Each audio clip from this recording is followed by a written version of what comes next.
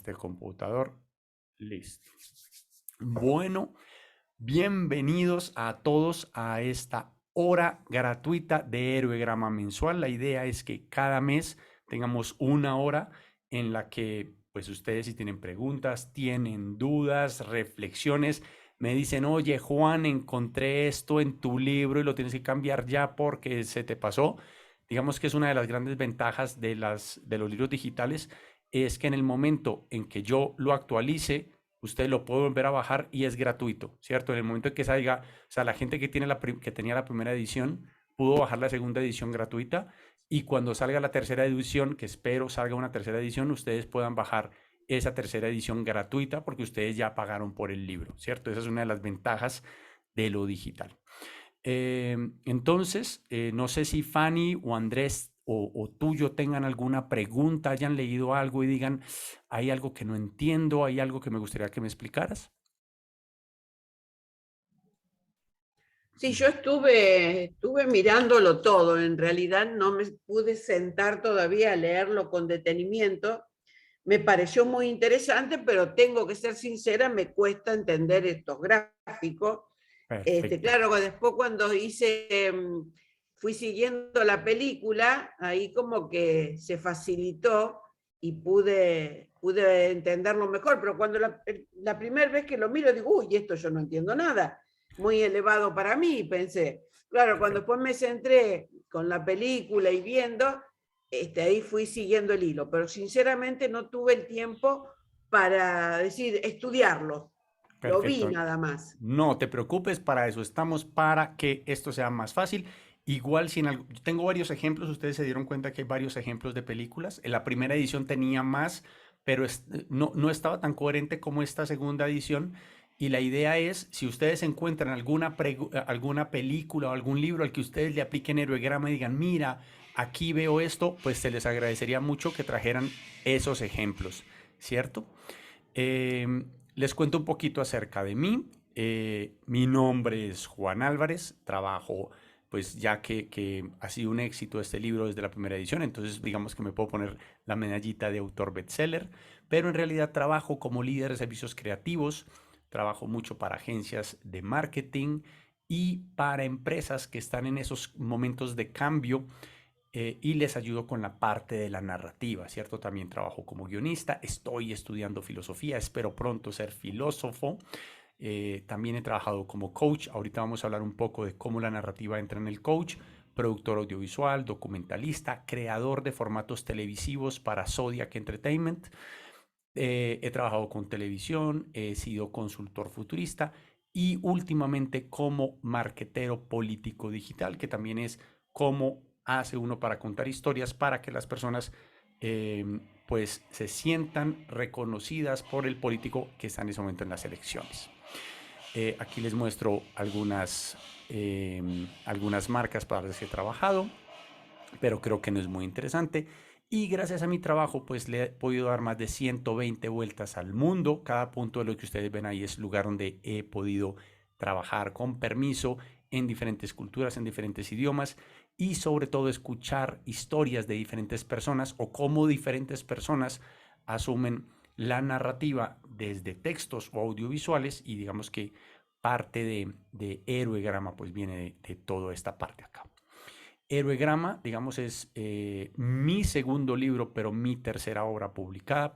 Digo, no, mm, ahí tengo un cómic que se llama Proyecto Diégesis, entonces digamos que no figura como libro, pero tengo dos libros ya publicados, uno que es Héroegrama y el otro es uno de fotografía. Esto no es interesante y esto sí es bastante interesante. Entonces hoy quiero que empecemos con lo básico de narrativa que hay dentro de Héroegrama, ¿cierto? Entonces hablar un poco de diferentes metodologías que existen, los tres actos, un poco de Joseph Campbell. No sé si todos conocen quién es Joseph Campbell. Bueno, Joseph Campbell fue digamos, un teórico que se sentó un día a analizar todas las historias fundacionales del mundo, y lo que hizo fue encontrar una estructura como mínima viable para una historia que cumpla con todo esto, y digamos que es la persona que mejor ha llegado a una conclusión, digamos, de qué componentes tiene que tener una buena historia universal. También hay otros autores. Quiero hablar en particular de Dan Harmon y pues obviamente de Héroegrama. Bueno, entonces diferentes metodologías, ¿cierto? Una de las cosas que a mí me pareció muy frustrante al principio, sobre todo cuando estaba mucho más joven, era cuando me hablaban de los tres actos y esperaban que yo escribiera partiendo de los tres actos, porque me parece que son unas descripciones demasiado amplias, que a veces es muy difícil entender a qué se refieren con el primero, segundo y tercer acto. Entonces, digamos que empecé a explorar y estuve todo el tiempo yendo a cursos con diferentes autores. Y pues aquí vemos el círculo de Joseph Campbell, que tiene 12 puntos.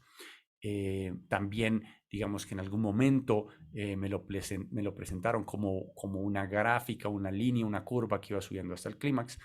Pero algo que de verdad me cambió la mentalidad fue en algún momento que hice el taller con este autor que se me acaba de ir. Me voy a adelantar un par de slide porque se me fue el nombre de este muchacho que es tan bueno, Stan Williams. Entonces hice un taller con Stan Williams, que es este diamante.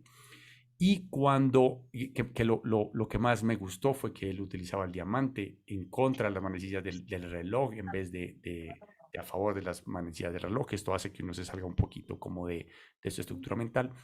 Y empecé a darme cuenta de algo que él no explicaba en su curso, que yo creo que él no había entendido todavía con su metodología que permitía esto, y era ese espejo que hay, digamos, en el medio, no como generalmente uno parte las historias, que es orden y caos, sino el otro espejo. Había un espejo en la otra dirección de la que yo he visto que hay muy pocos autores que hablan de esto, ¿cierto? Entonces, digamos que eh, fue esta búsqueda para yo poder escribir más y mejores historias en menor tiempo. Y no lo digo ni siquiera como una frase catchy, sino que cuando yo trabajo con marketing político y necesito crear historias para campañas, a veces me toca crear hasta 20 historias en el día, o sea, pasa 20 guiones, obviamente cortos, que funcionen, mételos a producción, haz video, haz que los aprueben, públicalos, todo esto durante el mismo día. Entonces, digamos que esta búsqueda de escribir más y mejores historias en menor tiempo ni siquiera era ¿cómo se llama? Un eslogan para vender mi libro, sino en realidad fue lo que me tocó aprender para poder seguir trabajando con lo que yo hago.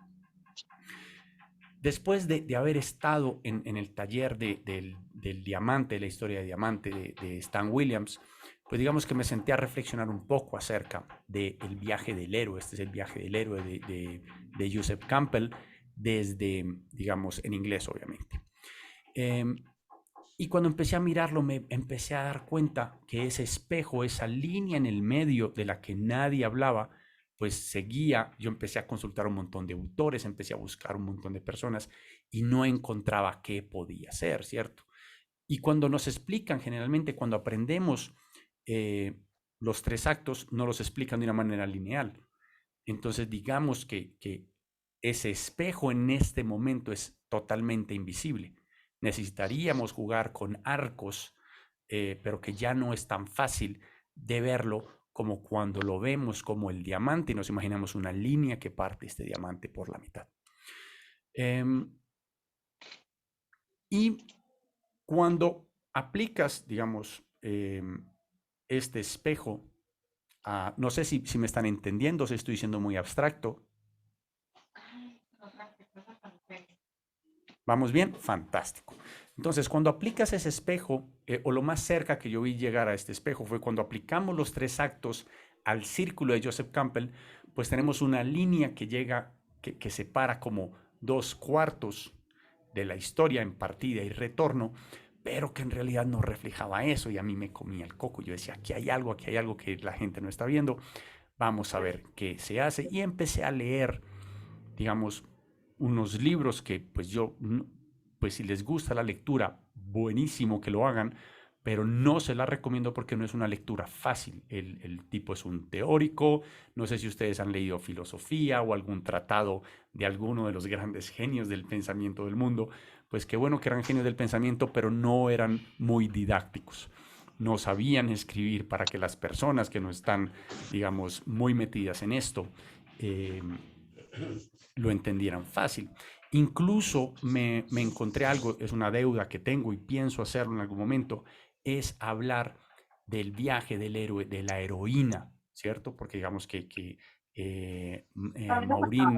Maureen Marduk, que fue alumna de Joseph Campbell, tenía muchas discrepancias con él en el viaje del héroe, porque decía, pero es que esto no aborda las historias femeninas, y hay un libro muy interesante de ella que habla del viaje de la heroína. Esta es una deuda que todavía tengo, que en algún momento seguramente retomaré. Bueno, eh, cuando volví a los teóricos, a los inicios de la narrativa, pues me encontré Sí, Andrés. Hola Juan, qué pena, es que creo que alguien tiene el micrófono abierto, puede ser F o Ernesto Luna, y se está colando un sonido que de pronto te está opacando. Gracias, gracias.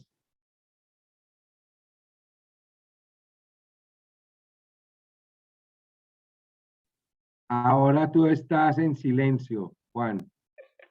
Tienes toda la razón. Era para ver si estaban poniendo atención. Bueno,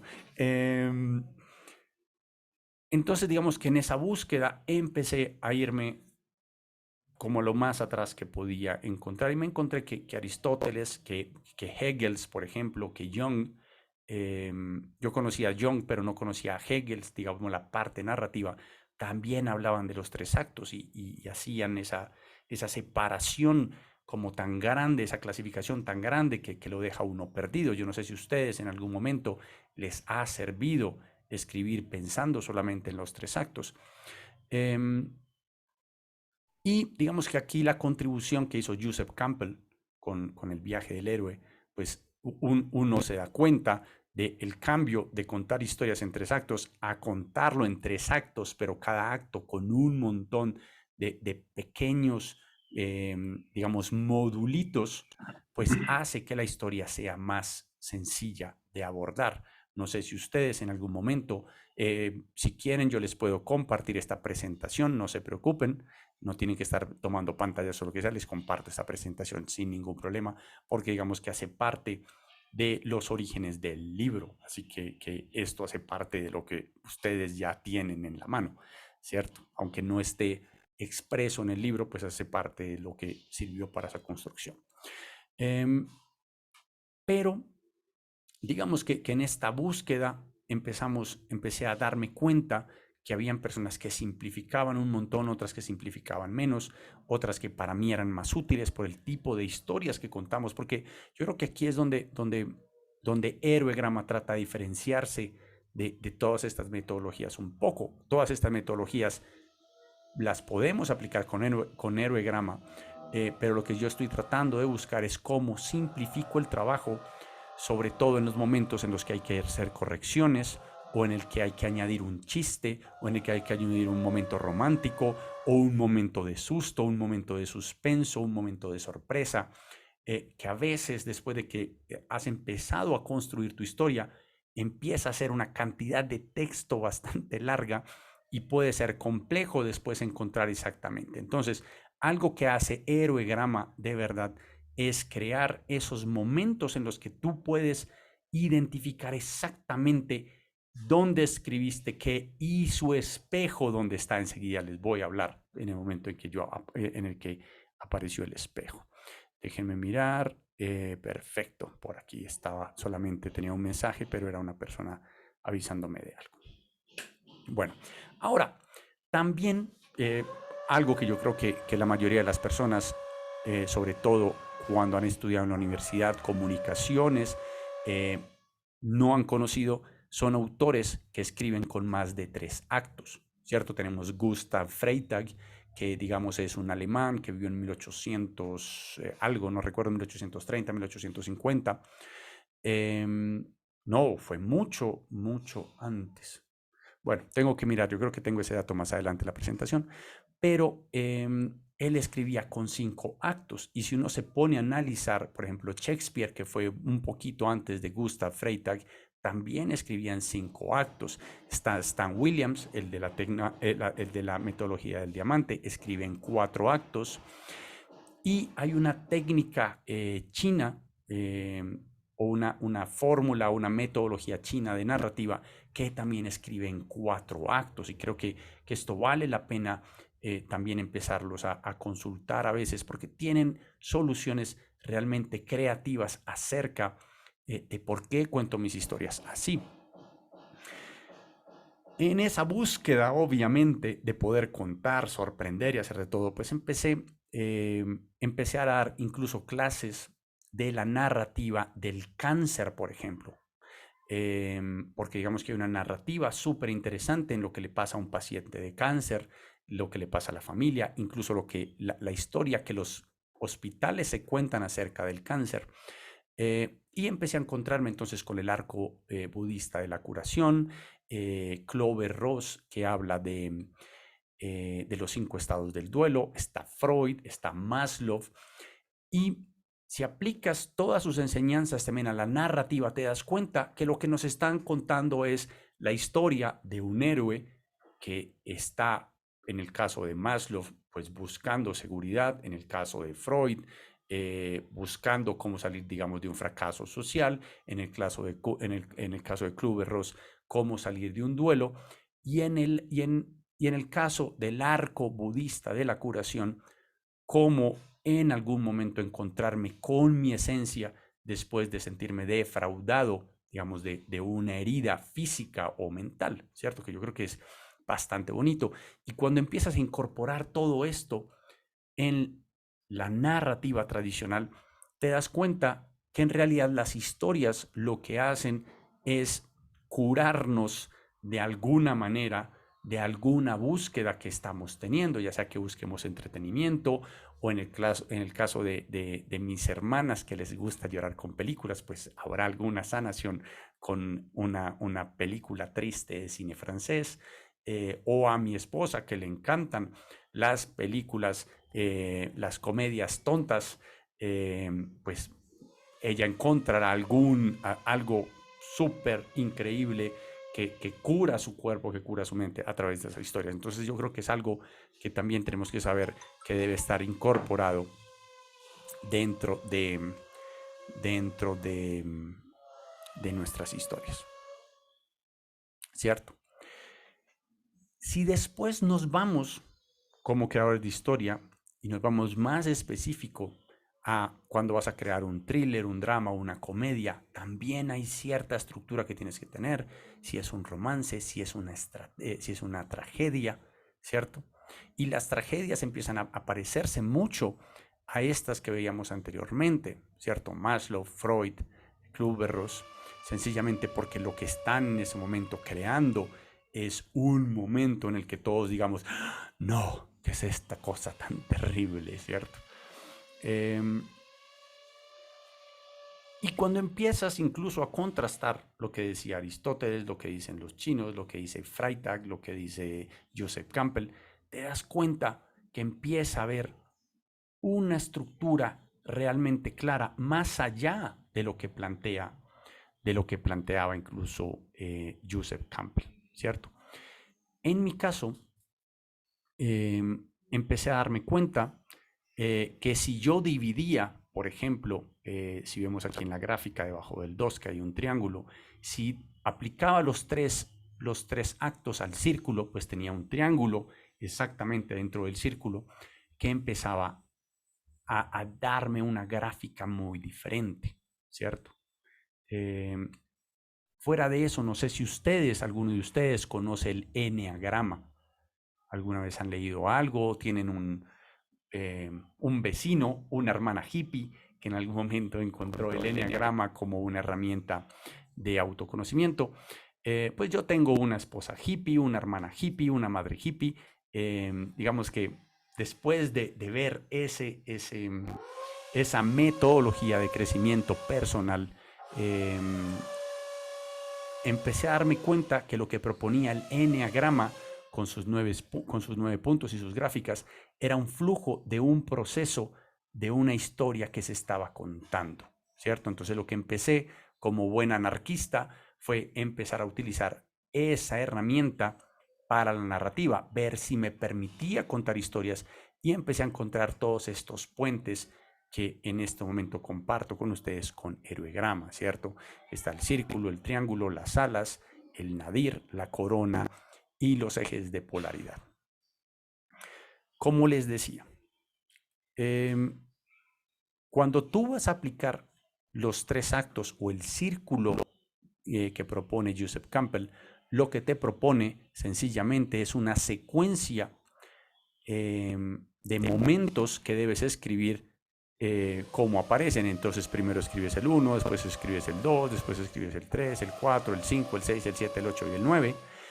Pero si estás en el 2 y no tienes el 3, pues es difícil pasar al 4, porque no entiendo cómo mantener esa patica unida, no entiendo bien qué más tienen en común estos puntos más que la secuencia en la que se presentan, ¿no? Si cambiamos los de Héroegrama por los de Joseph Campbell, nos damos cuenta que siguen más o menos el mismo principio, ¿cierto? Y lo mismo pasa si aplico los de Seedfield, Robert McKee, Dan Harmon, Kübler-Ross, el arco budista, Freud, Maslow, todos cumplen más o menos el mismo. Nos vamos dando cuenta que aunque cambian un poco y los tiempos que proponen son, en algunos actos son más largos, en algunos son más cortos, que yo creo que todos nos hemos encontrado alguna vez con un libro que el primer acto es larguísimo y los otros 2 son cortos, o otros que el segundo es súper largo y se pone un poquito aburridor, y el tercero es mucho más corto, el primero es mucho más corto. Pues tiene que ver con estas diferencias en la narrativa de cada uno de ellos. Ahora, para mí, la narrativa que tú utilices no debe importar. Lo que debe importar es más o menos entender qué parte del círculo estás, porque eso te va a permitir utilizar estos puentes, ¿cierto? Puentes que en realidad te van a ayudar a llegar a conclusiones muy claras sobre tu historia y mantener el control, saber exactamente qué estás haciendo. Les voy a poner un ejemplo que está en el libro y que yo generalmente, que creo que no está en la segunda edición ahora que lo pienso, que es la primera película de Harry Potter. No sé si ustedes se vieron la primera película de Harry Potter. Y hay un elemento que es el espejo, que parece no ser importante en la película de Harry Potter después de habérsela visto. Pero en realidad es gracias a ese espejo que Harry es capaz de derrotar a Voldemort al final, porque Voldemort no sabe el espejo que hace y Harry Potter sí, su mentor se lo dijo, y se lo dijo más o menos en el punto 3, y Harry lo termina utilizando en el momento 7 de la historia, ¿cierto? Entonces miren qué bonito que cuando yo en algún momento ya soy capaz de hablar de qué es el mentor, cuál es la herramienta, porque digamos que un mentor en realidad no es solamente una persona que te da sabiduría, sino que puede ser una carta, puede ser una herramienta, puede ser un arma, puede ser una palabra que simplemente te dé algo con lo que vas a poder superar a tu antagonista, ¿cierto? Y esto, ahora que lo han entendido, se van a dar cuenta que en casi todas las historias, ese mentor, ya sea una persona, sea una herramienta, sea un arma, sea lo que sea, en algún momento, cuando tú empiezas a escribirla acá, tienes que empezar a verla reflejada en otro lugar. Y esa es la parte a la que yo me refiero con ese espejo. Hay una línea que nos permite crear y hacer promesas, y a veces como escritores se nos olvidan las promesas que hicimos porque las escribimos hace mucho tiempo, porque a veces eso toma tiempo. Déjenme que me voy a adelantar un poquito solamente para incluir esta gráfica. De todo esto vamos a hablar aquí está. Por aquí está. Un momento. que es que aquí estoy haciendo una compilación para poder hablar con ustedes. Fantástico. Entonces, lo que yo propongo, ¿cierto? Que yo creo que es muy diferente a lo que proponen otros autores, es esa línea que va del número 1 hasta el nadir, ¿cierto? El lado derecho se llama estasis. Estasis viene desde un estado de la sangre, que es cuando la sangre no se mueve mucho, entonces uno se enferma, uno empieza como a dolerle todo, ¿cierto? Y yo creo que todas las historias en realidad tienen esa parte de la estasis, que es cuando el héroe todavía está en su zona de confort, quiere algo pero no sabe cómo, se siente inadecuado, siente que debería poder tener la torta y comérsela también, ¿cierto? Y entonces no se atreve a entrar en acción. Y a eso es lo que yo me refiero. Entonces, toda esta parte desde el punto 1 hasta el nadir, todo lo que tú prometes, todo lo que tú estableces, se tiene que ver reflejada en la otra mitad, que es la mitad del nadir hacia adelante hasta el punto 9, que es donde es el momento del cambio, el momento en que nuestro héroe hizo clic y ya debe entrar en acción y cambiar cosas, ¿cierto? Eso yo creo que es realmente importante. Me voy a devolver un poquito a donde estábamos solamente para seguir donde íbamos en el... bueno, aquí hablo un poco de la estasis, que es esa detención, ese estancamiento, procrastinación, de pronto lo podríamos llamar, y tiene que ver, es el momento en que uno se siente como preso, como que no tengo o tiempo o libertad o dinero, falta algo, y digamos que esa palabra la tomo de este estado del sistema circulatorio, ya que no encontraba otra palabra para eso. Bueno, volvamos por acá, que aquí estamos. Listo. Entonces, volviendo al tema, lo que yo propongo, ya que con Héroegrama soy capaz de dejarles claro que no solamente está una línea que divide el orden y el caos, que es generalmente lo que la gente nos dice, primero está el orden, después tienes que entrar al caos, transformarte y volver al orden ya transformado, pues resulta que para poder hacer eso también tienes que transitar no solo entre el orden y el caos, sino entre la estasis y el cambio, ¿cierto? Tiene que haber un momento en el que a nuestro protagonista le debe costar entrar en acción para después entrar en acción. Bueno, hoy quería que habláramos un poco acerca de algo que yo creo que la mayoría de los autores a veces se nos olvida trabajar, y ahí me incluyo yo. No se imaginan las veces que me ha ahorrado mucho tiempo, a veces empezando la historia, tratando de crear el espejo entre el orden y el caos, empezando entre qué propongo en la vida cotidiana y qué propongo en el nadir, que es donde está logros y creencias, ¿cierto? Y creencias limitantes. Porque solamente, o sea, cuando yo tengo que establecer mi protagonista, no solamente establezco al mundo de pertenencia en el que está, el orden al que él pertenece. ¿Por qué hablo tanto del orden? A veces muchas personas confunden, piensan que el orden en una historia tiene que ser ordenado y que el caos en una historia tiene que ser caótico. Y en realidad, si ustedes se ven Una pesadilla antes de Navidad, no sé cómo se llamó en Argentina, una película de Tim Burton, que es como un muñequito, es una película animada, que es un muñequito que se supone es Jack, el personaje del Halloween, que en algún momento secuestra a Santa Claus, se hace pasar por Santa Claus para llevar los regalos de Navidad.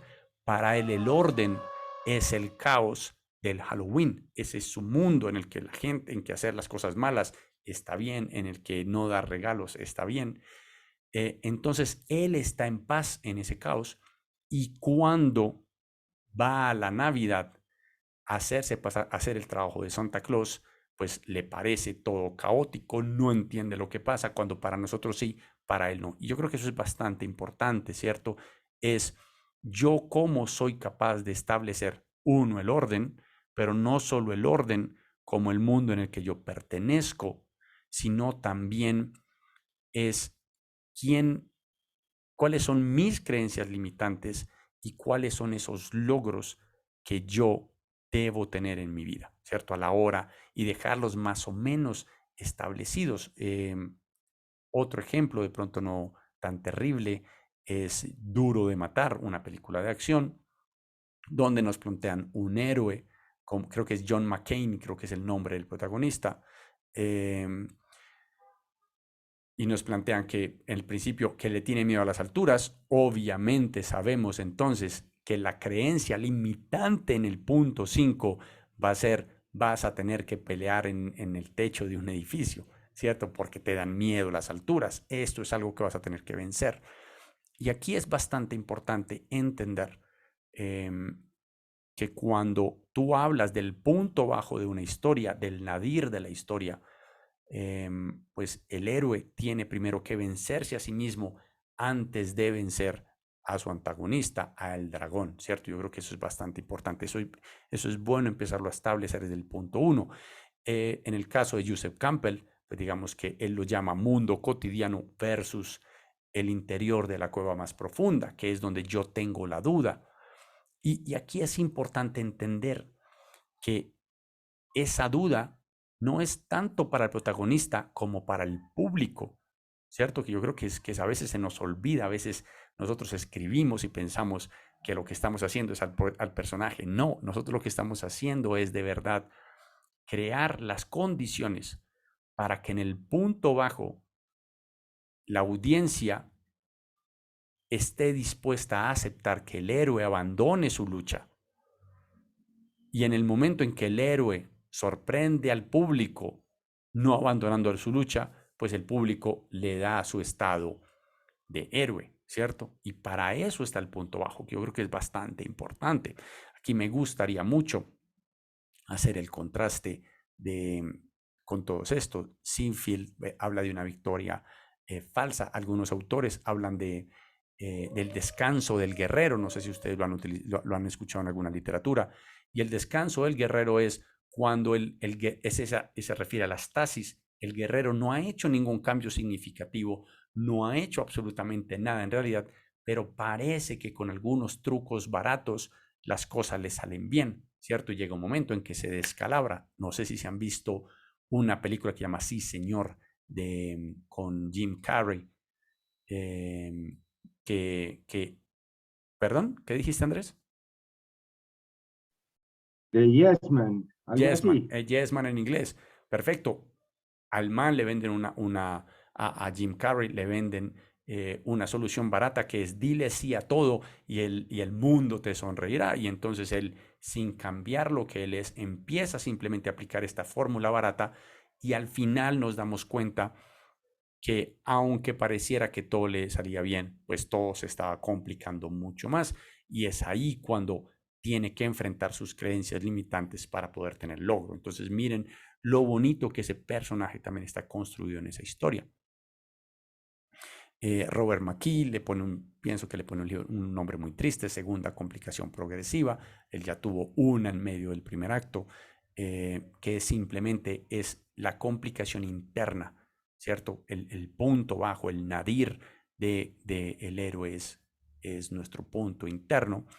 Dan Harmon, a mí Dan Harmon, vamos a hablar un poco de Dan Harmon. Dan Harmon es un productor audiovisual, ha hecho muchas series de televisión, es uno de los productores, creadores de Rick and Morty, una de mis series favoritas en toda la historia del mundo. Y él es mucho más práctico, y como ya tiene una experiencia increíble, pues él propone simplemente un viaje del héroe de 8 puntos, ¿cierto? Él dice: estás en la zona de confort, pero deseas algo. Entras a una situación no familiar, te adaptas, encuentras lo que buscas, pagas un gran precio por tu logro, vuelves a una situación familiar, pero has cambiado, ¿cierto? Entonces miren que sí nos cuenta una historia fantástica solamente con 8 puntos, pero yo creo que para llegar a este nivel de resumen, a este nivel de efectividad, hay que tener mucha más carne de muchas otras teorías, de muchas otras metodologías. para poderlo hacer que funcione. No sé si alguno de ustedes tiene alguna pregunta en este momento. ¿Ninguna? Perfecto, entonces sigamos. Y vamos por aquí. Bueno, entonces Dan Harmon lo que nos dice es, cuando vas a construir la zona de confort, tienes también que plantear, digamos, en la parte, en el cerebro reptil del público, a qué deberá nuestro protagonista adaptarse y qué es lo que debe buscar, ¿cierto? Porque que el protagonista no lo sepa no quiere decir que la audiencia no lo sepa. Son dos cosas muy diferentes, ¿cierto? Yo creo que a todos nos ha pasado en el que nos tocamos la cabeza y decimos, pero, jue madre, por favor, señor protagonista, haga esto o no haga esto. No entre a ese cuarto oscuro, que allá lo van a matar. Eso, no, o no baje al sótano, ¿cierto? Que el público lo sepa, no quiere decir que también lo tenga que saber el protagonista. Digamos que son esa diferencia entre el mundo real y el mundo diegético que hay que tener bastante separado. Kübler-Ross, cuando nos habla de la narrativa de la crisis, pues digamos que hablamos cuando planteamos la crisis, también tenemos que plantear por qué esta crisis va a llevar a una depresión. El arco budista de la curación nos habla el equilibrio inicial también tiene que ser la fuente de activación de esa enfermedad o de esa muerte. Freud nos habla de el fracaso social, pues obviamente va a depender de que no hagamos ningún cambio profundo en nosotros y que no examinemos nuestra neurosis. O sea, imagínense esto hasta dónde va, que hasta tenemos a Freud metido en este lugar.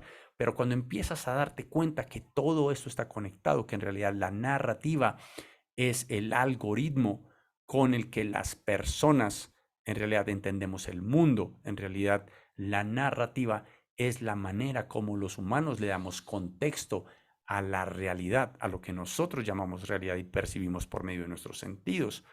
Pues nos damos cuenta que para poder saber contar una historia tenemos que dominar otro montón de cosas. Maslow también nos habla de si el primer paso de la seguridad de los seres humanos es la comida y el refugio, desde ahí tenemos que empezar a construir la autoestima y los logros, ¿cierto? Miren que parece súper raro, pero en realidad si te pones a analizar todo este sistema de contrastes, empezamos a darnos una cuenta de una lógica de cosas que a veces no aplicamos del todo. Por aquí, fantástico. Esperen que por aquí me iba a saltar un poco esto. Listo.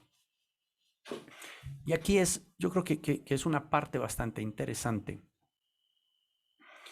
que yo creo que ya nos queda para el próximo mes. Es después de que hemos visto todas estas estructuras y hemos visto, digamos, esos dos espejos, uno la estasis, como la estasis y el cambio, como yo prometo en el estasis, como debo cumplir todo lo que prometí en el cambio, también tengo que contrastar qué es el orden y qué es el caos, porque digamos, no siempre el caos es evidente. Esperen que quiero volver acá.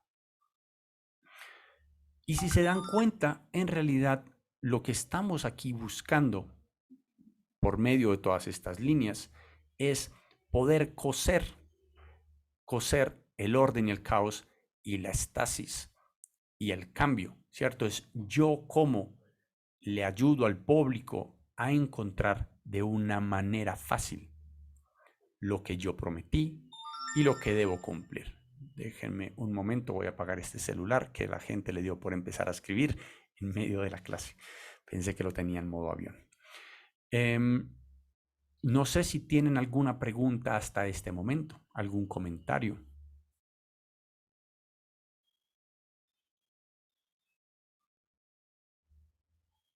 Perfecto. Fanny, ¿tienes el micrófono apagado? No, te decía que está claro, está interesante. No, Perfecto. Yo les tenía un ejemplo, pero creo que me equivoqué de cuaderno. Déjenme un momento, sí, el cuaderno, y creo que ese cuaderno se lo llevó mi esposa. Un momento. A ver.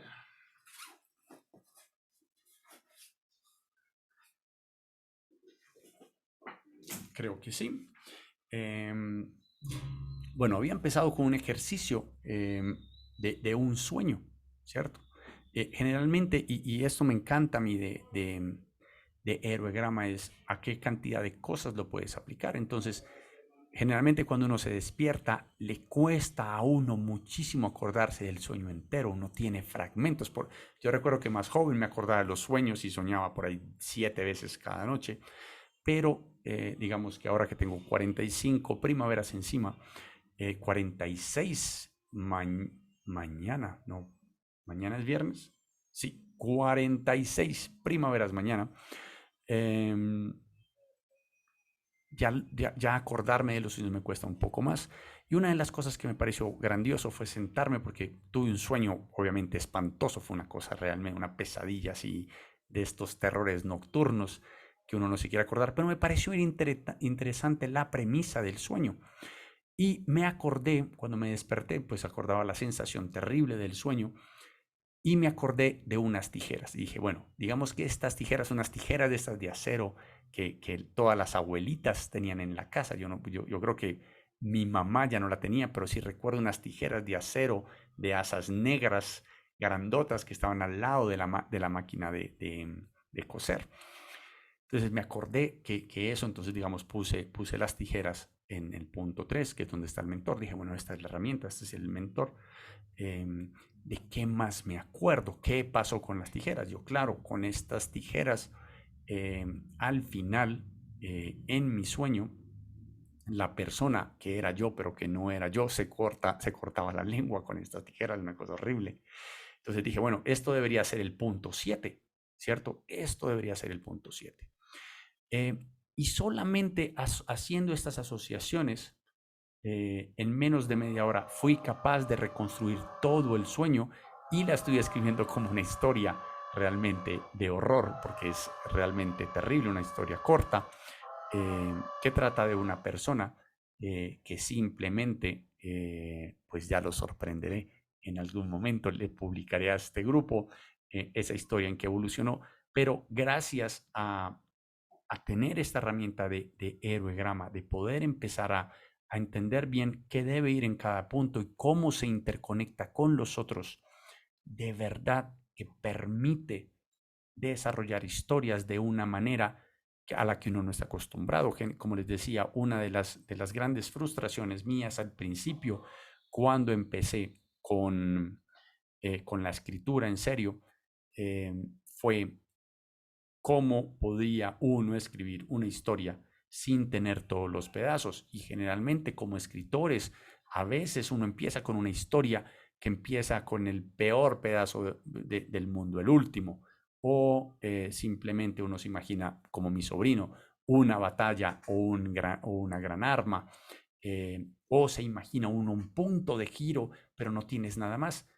Ahora, gracias a Aerograma, puedes empezar a posicionar exactamente esa idea cruda que tienes en alguna de estas y automáticamente pues vas a encontrar que en cada punto del libro, si se ponen a mirar el círculo, sobre todo la herramienta del círculo, te vas a dar cuenta que acompaño cada momento con una descripción y con algunas preguntas guías que te van a ayudar a empezar a escarbar un poco acerca de cómo empezar a crear eso. Y cuando ya tengas el pedacito que tengas, si no sabes cómo seguir, pues puedes empezar a contrastar con los puentes, ya sea en las alas, ya sea en el mismo triángulo, en el nadir, en la corona o en los ejes de polaridad.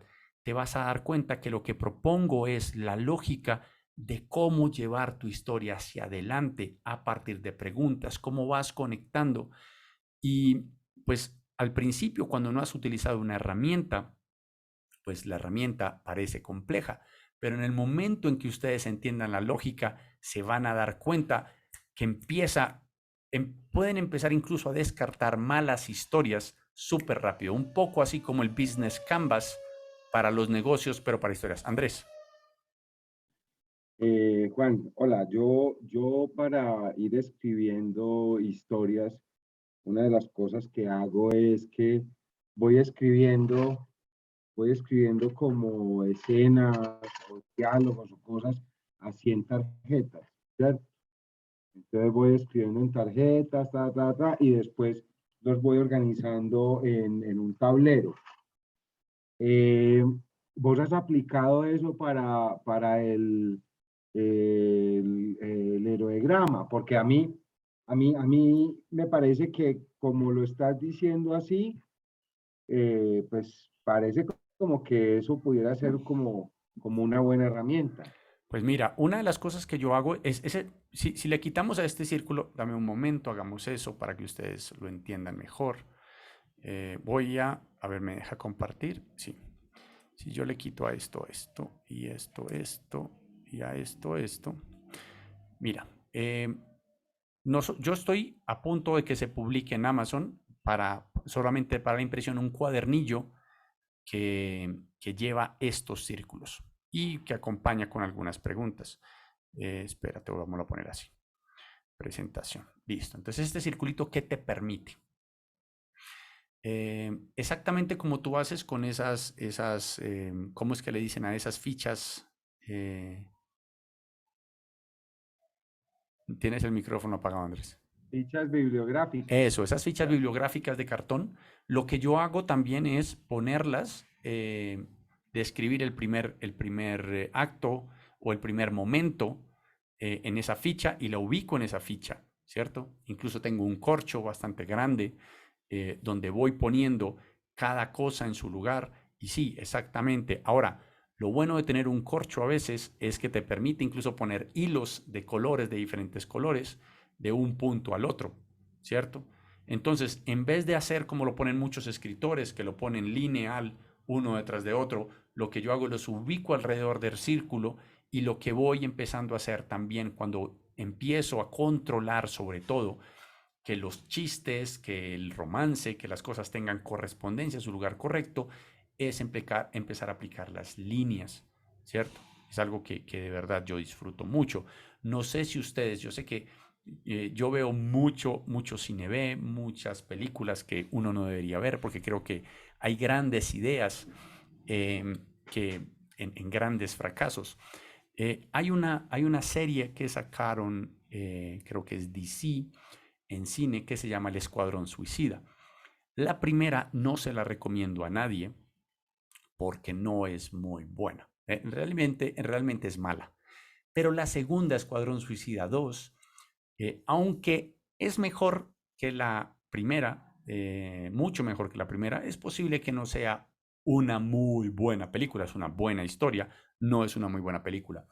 Pero algo que me gustó mucho fue ver, seguramente en la tercera edición de Heroegrama tendré ese ejemplo, cómo cada chiste está ubicado exactamente en el lugar correcto de Heroegrama, sin que DC utilice Heroegrama para escribir esa película.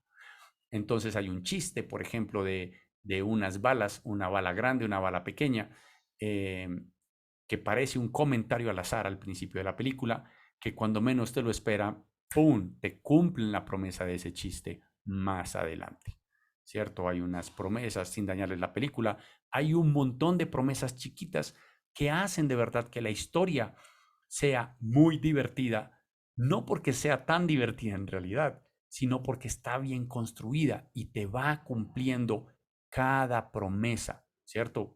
Voy a poner otro ejemplo terrible de DC, que es Batman, el Caballero de la Noche de pronto. ¿Cuál es el que Bane es el malo?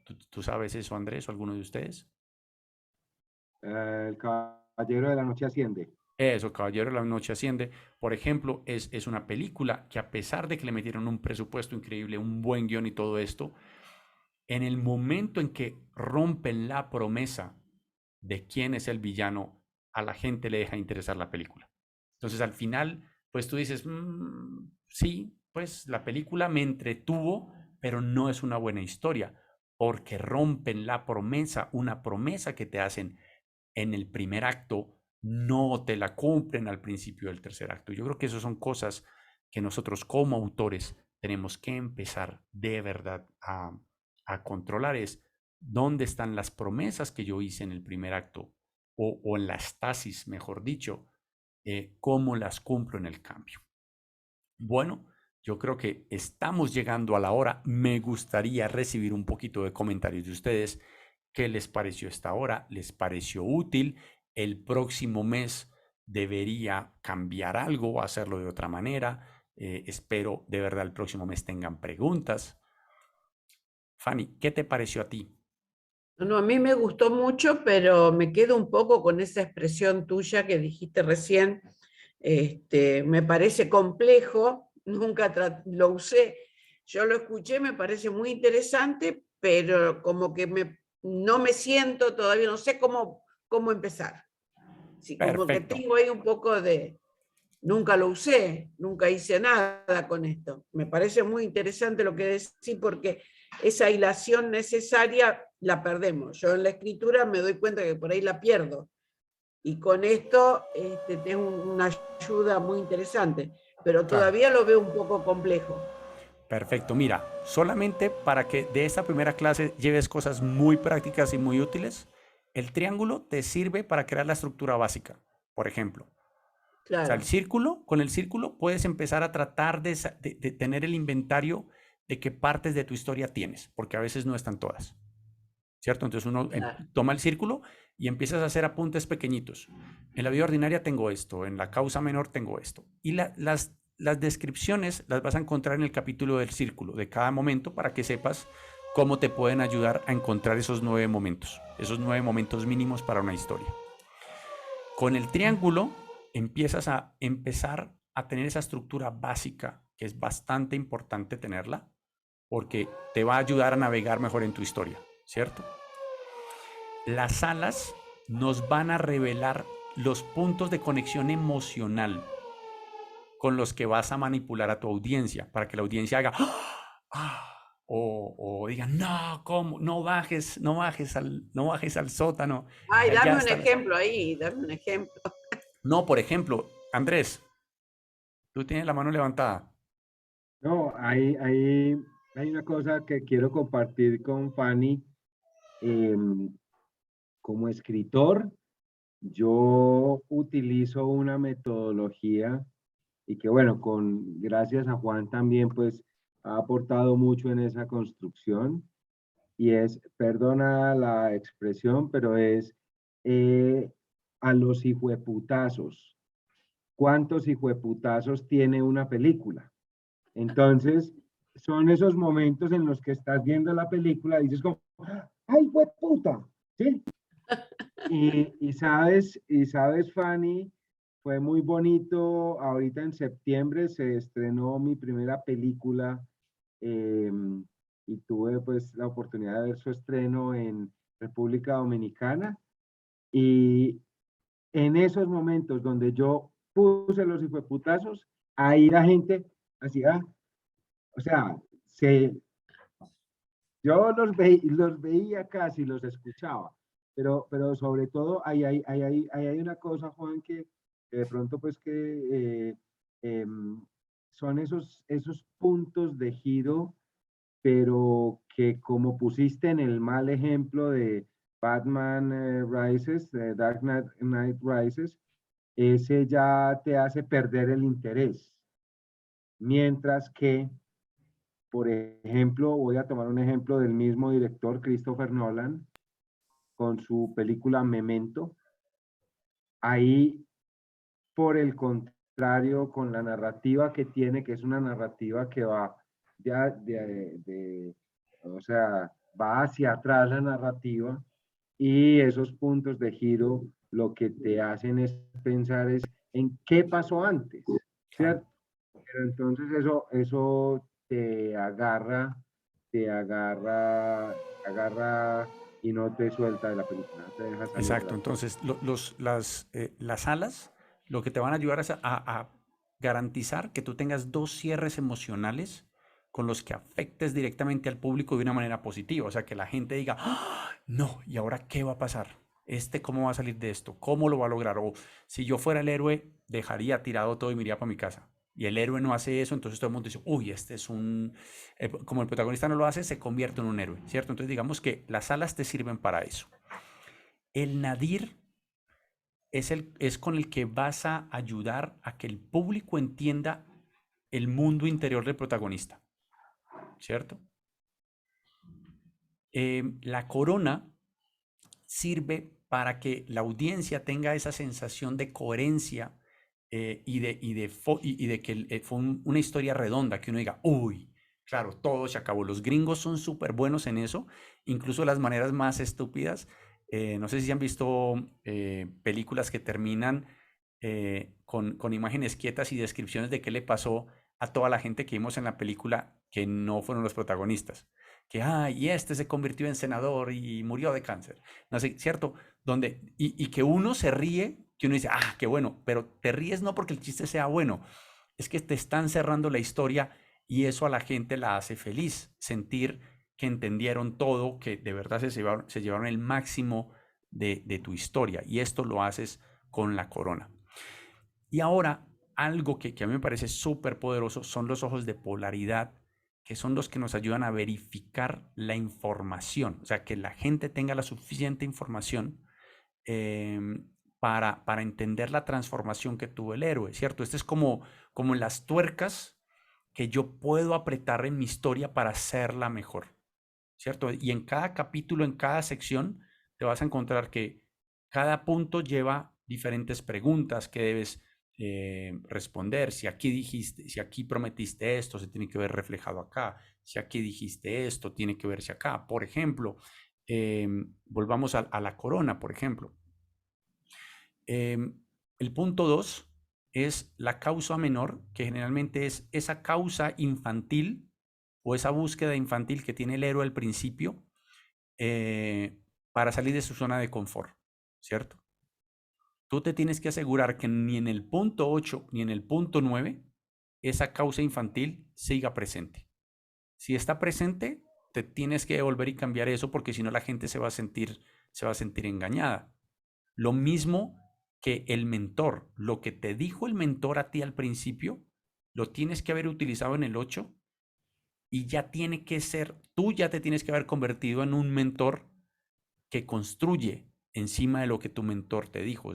Tú tienes que ser, digamos, esa persona que está parada en los hombros de gigantes, ¿cierto? Porque eso, tú ya eres amo de dos mundos, tú ya manejas el orden y ya estuviste en el caos. Entonces, no sé si eso, Fanny, te ayuda un poquito como a navegar mejor el libro. Sí, sí, sí, sí. Fantástico, no sabes lo que me alegra eso.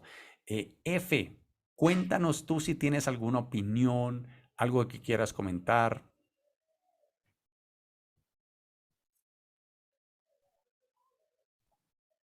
Bueno, imagino que no está ahí. Bueno, yo creo que se nos cumplió la hora. Trataré la próxima vez de verdad de que mis vecinos no estén taladrando, pero de verdad que empezaron a taladrar 10 minutos antes de la reunión y miren, ya terminaron de taladrar en el momento en que se acaba la reunión. Ahora, todos ustedes tienen mi mail. Andrés, sí. Acaba de escribir F, que está escuchando, pero que no puede hablar. Ningún problema, fantástico. Escribió en el chat. Bueno, saben que cualquier cosa me pueden escribir. En el libro hay un montón de enlaces, me pueden encontrar por todas mis redes. Yo contesto en todas mis redes o por la que ustedes quieran escribir. Igual les va a llegar una citación para el próximo mes. La fecha que se decida, no he decidido porque soy una persona que doy un montón de cursos, doy un montón de cosas todo el tiempo. Entonces, cuando encuentro el fin de semana correcto o el día de la semana correcto, les voy a estar avisando. Les avisaré con tiempo, más o menos una semana antes del segundo encuentro. Si quieren tener preguntas para que les responda, pues obviamente bienvenidos. Si tienen preguntas durante este tiempo, pues obviamente también me las pueden hacer. Se las voy a responder a ustedes y las voy a incluir también en en la próxima sesión. Si no es así, entonces, si no hay más, los dejo. Qué alegría que se conectaron. Este video lo voy a montar en YouTube. F, me encantaría que me mandaras tu mail, ya que no veo tu nombre completo. No sabría cómo incluirte, porque este video lo voy a montar en YouTube y solamente lo voy a habilitar para las personas que estuvieron presentes. Por si lo quieren consultar, pues lo puedan tener, ¿cierto? Entonces te agradecería mucho si me haces llegar tu mail antes de cerrar la reunión. Aquí está. Fabio Bonilla. Perfecto. Fabián Bonilla. Listo. Entonces yo enseguida lo voy a montar en YouTube así como está. Y ustedes lo van a poder consultar las veces que quieran. Y bueno, espero verlos el próximo mes también conectados, que tengan muchísimas preguntas o muchas historias, y que de verdad esto sea una herramienta que, aunque al principio, como todas las herramientas nuevas, cuesta un poco, se van a dar cuenta que después de un rato los va a convertir en unos aviones supersónicos creando historias. ¿Listo? Bueno, fue un placer. Hasta luego, chicos.